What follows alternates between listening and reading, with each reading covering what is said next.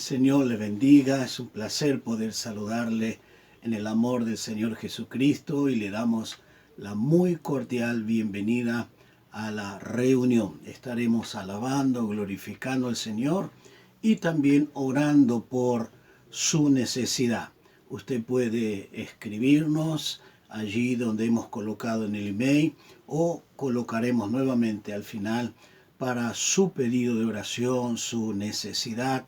Estaremos clamando al Señor que Dios dé una respuesta, Dios dé una gloriosa victoria.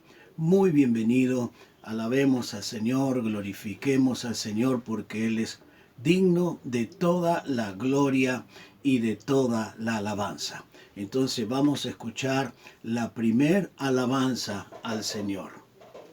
En estos días o este tiempo de pandemia, creo que muchos lectores de la Biblia y muchos que han dejado quizás de leerla, en este tiempo se habrán acordado de un pasaje en San Mateo capítulo 24, unas palabras que Jesús nos dejó, y esta dice así conforme a esta alabanza.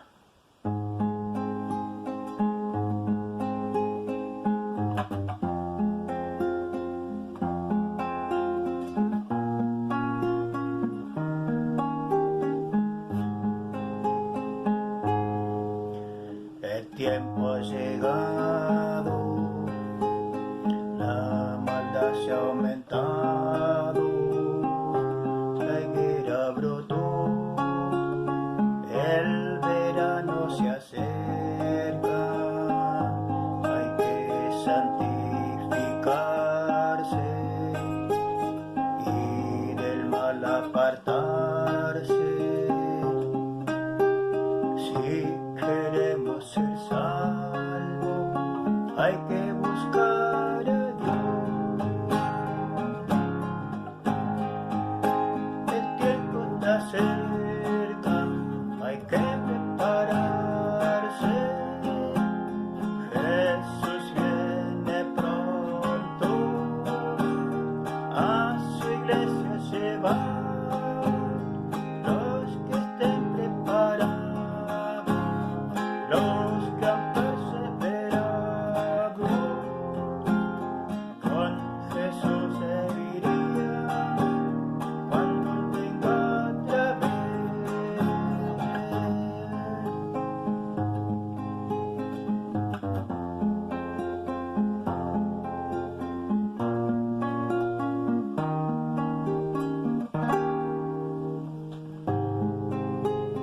Jesús dijo: ora y vela todo el tiempo, porque como ladrón su regreso será. Si quieres escapar de la ira que viene, mira por vosotros, su venida espera. El tiempo está cerca, hay que prepararse. Jesús viene pronto, a su iglesia llevar. Los que estén preparados, los que han perseverado, con Jesús seguirían cuando Él venga otra vez. El tiempo está cerca, hay que prepararse. Jesús viene pronto, a su iglesia llevar. Los que estén preparados, los que han perseverado, con Jesús se irían cuando Él venga otra vez. Bien, gracias a Dios. Vamos a ir a la apertura de nuestra reunión y seguimos glorificando al Señor alabándole porque Él se merece toda la gloria y toda la honra. Con toda seguridad, Dios va a dar respuesta a su necesidad, Dios va a dar victoria y por eso puede usted escribirnos con toda confianza, estaremos clamándole al Señor. Vamos a la apertura en el nombre del Señor. Les saludo con la paz del Señor, agradecida al Señor por una oportunidad más de poder tener el culto y alabar y engrandecer al nombre del Señor. En esta oportunidad quiero seguir compartiendo a dónde vas, a dónde corres en tus horas de crisis. Y para eso vamos a ver en el Evangelio de Juan, capítulo 5, versículo 1 en adelante. Y allí vamos a encontrar el relato de un varón que dice así: después de estas cosas había una fiesta de los judíos y subió Jesús a Jerusalén. Y hay en Jerusalén, cerca de la puerta de las ovejas, un estanque llamado en hebreo Betesdas, el cual tiene 5 pórticos. En estos yacía una multitud de enfermos, ciegos, cojos y paralíticos, que esperaban el movimiento del agua, porque un ángel descendía de tiempo en tiempo al estanque y agitaba el agua, y el que primero descendía al estanque después del movimiento del agua quedaba sano de cualquier enfermedad que tuviese. Y había allí un hombre que yacía 38 años, que estaba enfermo. Cuando Jesús lo vio acostado y supo que llevaba ya mucho tiempo así, le dijo: ¿quieres ser sano? Señor, le respondió el enfermo, no tengo quien me meta en el estanque cuando se agita el agua, y entre tanto que yo voy, otro desciende antes que yo. Jesús le dijo: levántate, toma tu lecho y anda. Amén. Una de las cosas maravillosas que podemos encontrar, que todo tiene su tiempo, aún en nuestras horas de crisis. Este hombre, 38 años padeciendo, ya había perdido todas las esperanzas y la perspectiva de poder un día estar sano, de un día poder vivir y disfrutar de la vida. Ya estaba allí postrado en el estanque de Betesda. ¿Cuántos milagros había visto? ¿Cuántas maravillas había visto? Y él así lo relata. Y cuando el Señor le dice, allí en el versículo 6, cuando Jesús lo vio acostado y supo que llevaba ya mucho tiempo así, le dijo: ¿quieres ser sano? Cuando nosotros miramos sencillamente en la hora de crisis y decimos que todavía me pregunta si quiero ser sano, si quiero ser libre de esa crisis, de esa aflicción, usted y yo tal vez diríamos a viva voz, sí, pero muchas veces aún en el medio de la crisis el Señor nos confronta para sacar todos esos dolores y cosas que hay dentro de nuestro corazón, resultado de los años de crisis. Ahora, él llevaba muchas cosas dentro de su corazón. Primera cosa que lo vemos en el versículo 7, le respondió el enfermo. Primera cosa que decía: no tengo quien me meta en el estanque cuando se agita el agua. O sea, la soledad, el abandono. Se sentía abandonado por sus seres queridos, por aquellos que tenían que apoyarlo. Tal vez en estos tiempos de crisis, de cuarentena, también tú te habrás sentido abandonado. ¿Cuántas personas habrán sentido la soledad y el abandono? Tanto trastorno psicológico habrá causado. Y este varón tenía la misma situación. Pero hay otra cosa que él sigue diciendo: y entre tanto que yo voy, otro desciende antes que yo. En segundo lugar, no solamente él se sentía abandonado, estaba allí, pero había otra cosa que él le dice: no es mi culpa, yo me enfrento a la situación, yo me esfuerzo para ir, para recibir mi bendición, pero hay otro que se me adelanta. Entonces ya me rendí, ya no es más para mí. Ya había decidido quedarse así como estaba. Y yo te pregunto, ¿qué te llevó a rendirte y no seguir luchando en esta hora de crisis? No seguir buscando del Señor, no seguir tu perspectiva mirando al Señor. Este varón ya se había rendido. Ahora, otra de las cosas que él era testigo de ver milagros, de ver bendiciones, y tal vez cuántos que recibieron milagros antes que él y que llegaron después de él. ¿Cuántos años estaba allí? 38 años postrado. ¿Cuántos tal vez con menos tiempo pudieron entrar y pudieron ser sanados? Y muchas veces decimos, pero si estoy en el lugar correcto, estoy sirviendo a Dios, estoy haciendo las cosas bien.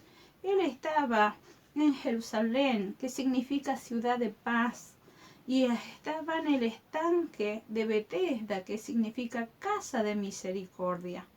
Él estaba en el lugar correcto, pero su milagro, su bendición, se tardaba y se tardaba, porque Dios tiene su tiempo.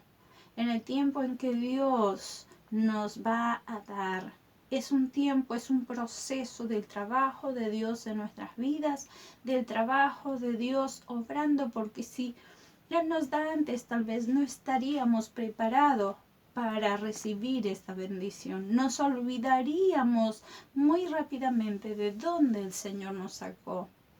Me recuerdo de una hermana, un día viene y me dice, profe, por favor, estate orando, yo no doy más, yo me voy a separar. Y entonces hablo con ella y le dije, hermana, vamos a orar, tienes que cambiar tu estilo de oración y dile a Dios qué es lo que te está pasando. Y entonces pasaron fácil 3 meses, me la vuelvo a encontrar. Y ella viene corriendo y me da un abrazo y me dice, profe, ¿sabe? Al día siguiente yo estaba en mi casa y viene mi esposo de su trabajo y me dice, ¿que no vas a ir a la iglesia? Y él siempre me prohibía de ir a la iglesia y muchas veces me pegaba por ir a la iglesia.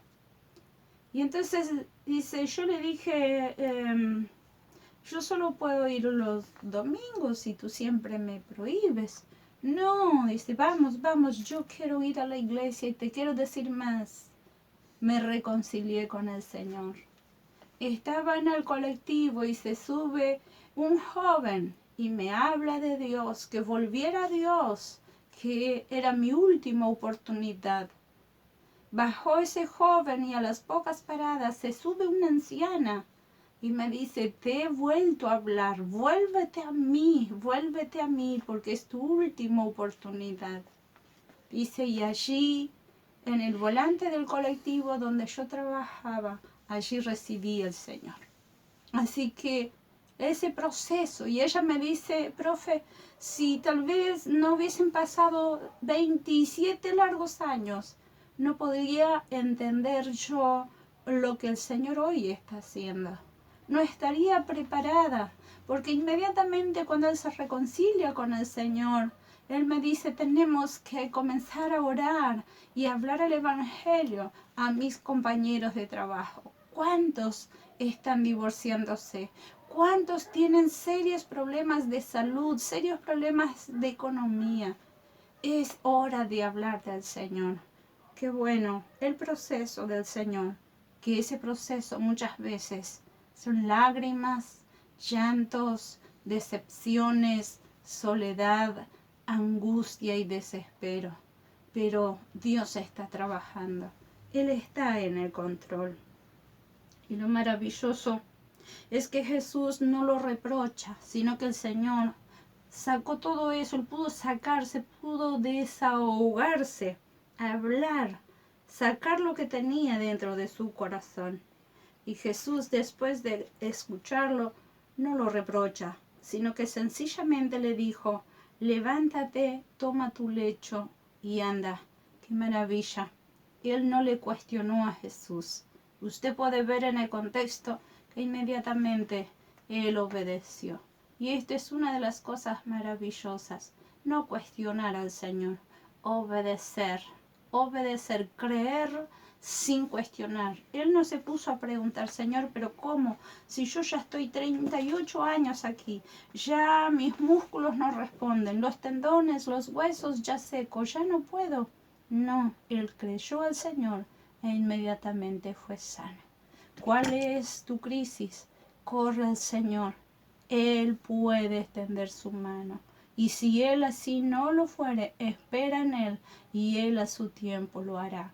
Padre, gracias por esta bendición que tenemos de poder correr a ti, Señor, en las horas difíciles, en las horas de alegría, en las horas de felicidad, en las horas de victoria. Que nunca nos olvidemos de donde tú nos sacaste, de donde tú, Señor, en tu inmenso amor y misericordia, extendiste tu mano para librarnos, porque si no fuera por ti, Señor, ya no existiríamos o no podríamos seguir, Señor, contando tu grandeza. Gracias por lo que tú haces y por lo que tú harás en medio de tu pueblo, en medio de la iglesia, en estas horas de crisis. En el nombre de Jesús. Amén y amén. Muy bien, vamos a la segunda alabanza de esta reunión y deseamos que Dios le esté bendiciendo a usted muy, pero muy ricamente y que Dios le alcance de su gloriosa bendición. Vamos a la segunda alabanza. Un cántico de alguien que le estaba llegando la hora final de su vida, y en esta canción él relata su propia historia que dice así.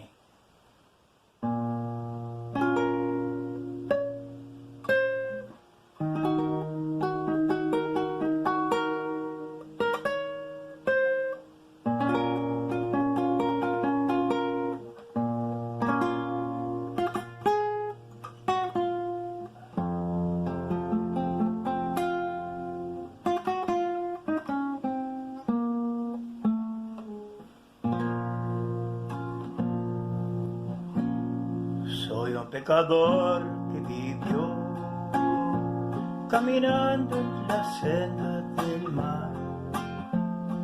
Tuve al vicio por único Dios y mi dicha fue siempre pecar. Mas ahora me siento morir y es tan grande mi deuda ante Dios. Ay de mí, ¿qué será? Vivir la eternidad si no logro el perdón. ¿Dónde está su Señor? No te puedo encontrar y yo quiero lograr tu bendito perdón. ¿Dónde estás? Que me siento morir y si muero sin ti, mi alma se perderá.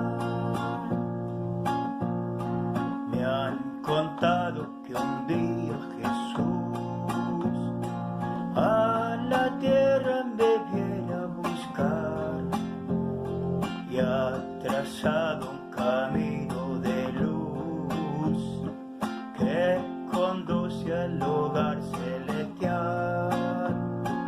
Pero yo que pecando viví, ¿cómo puedo mirar hacia Dios?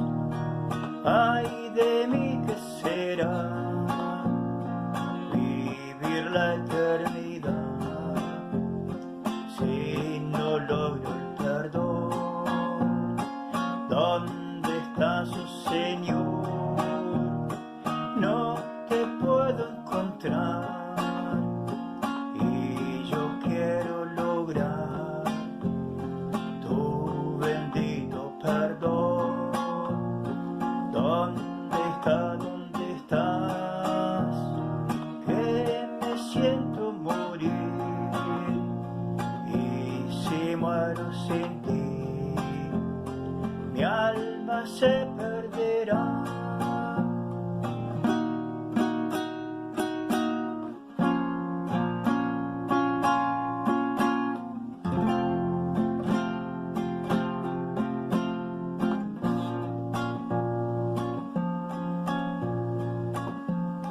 Ahora escucho la voz del Señor y me inunda su luz celestial. Su mirada está llena de amor y temblando le cuento mi mal y el milagro que tanto esperé se produce escuchando su voz. Oh Señor, ¿qué será? Vivir la eternidad si me das tu perdón. Aquí estoy, respóndeme, Señor, dame tu corazón. Hoy te traigo el perdón.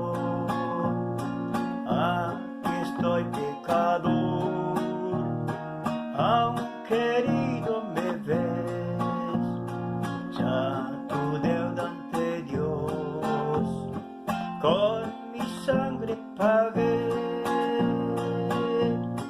Ya tu deuda ante Dios con mi sangre pagué.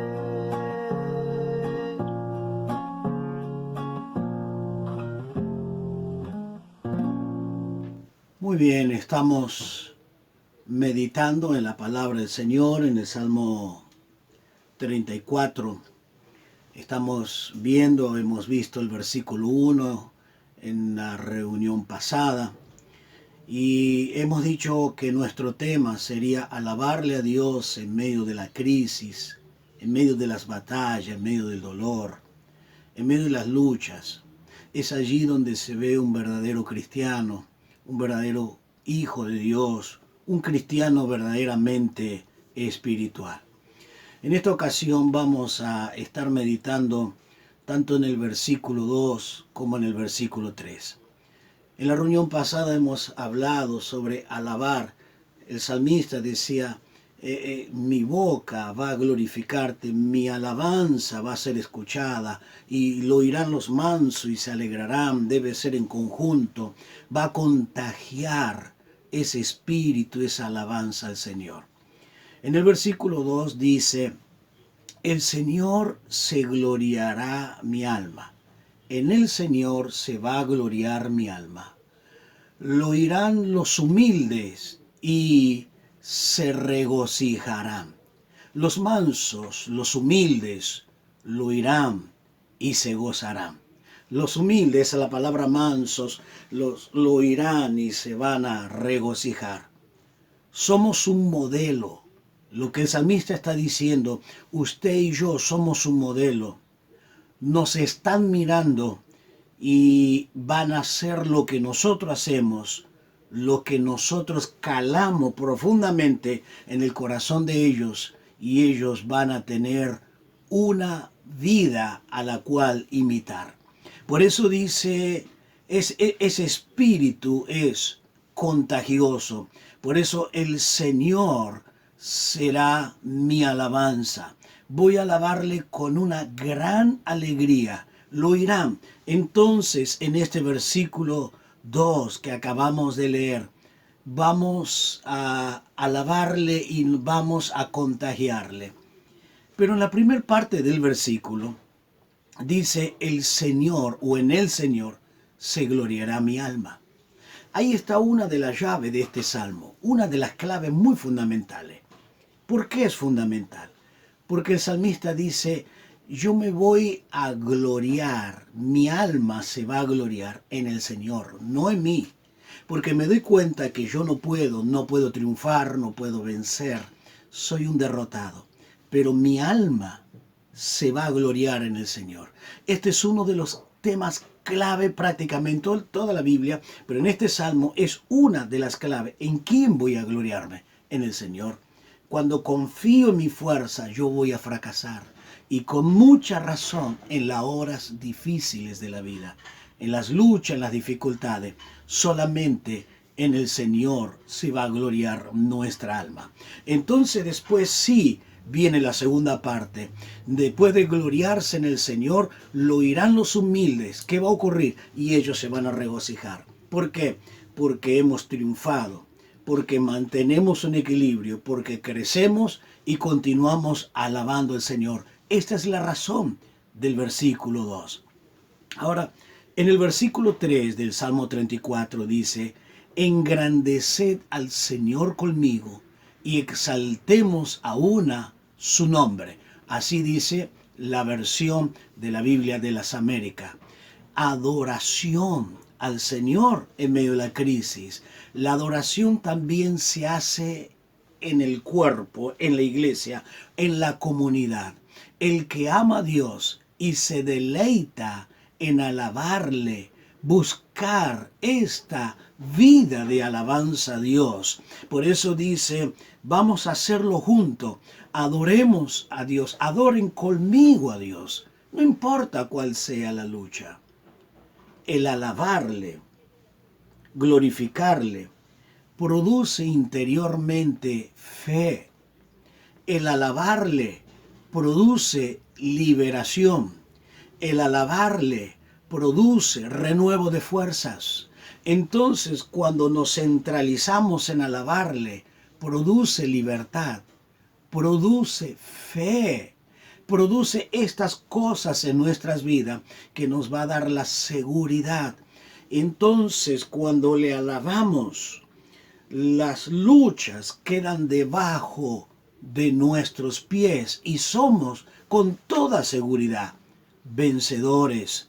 Por eso Dios dice en el Salmo 22, versículo 3, pero tú eres santo. El salmista le dice, tú eres santo y tú habitas en medio de la alabanza de Israel.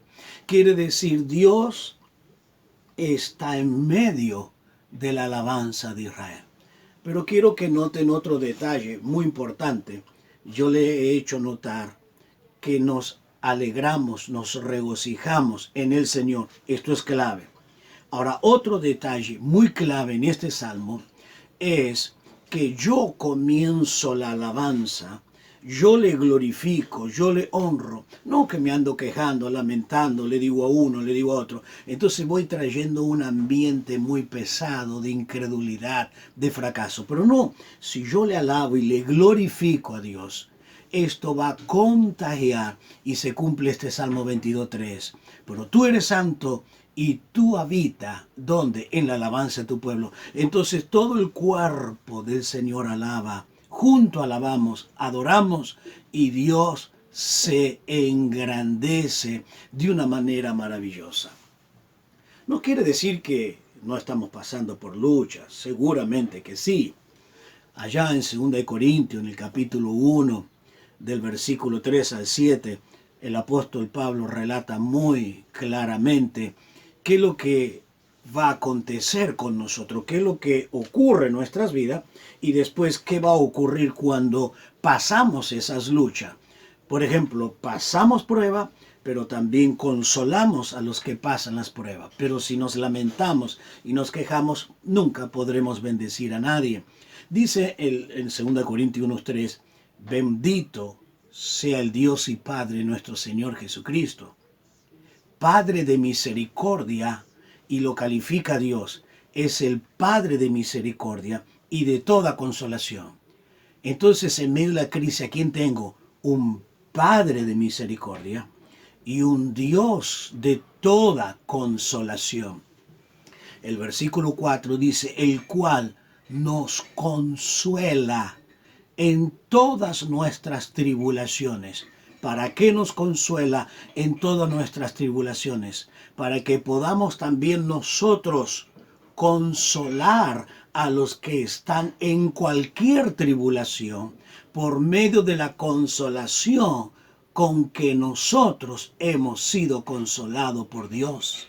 ¿Se da cuenta? Dios nos consuela, pero no solamente para que tenga un estado de seguridad y de esperanza, sino para bendecir a aquellos que también están pasando por las mismas luchas.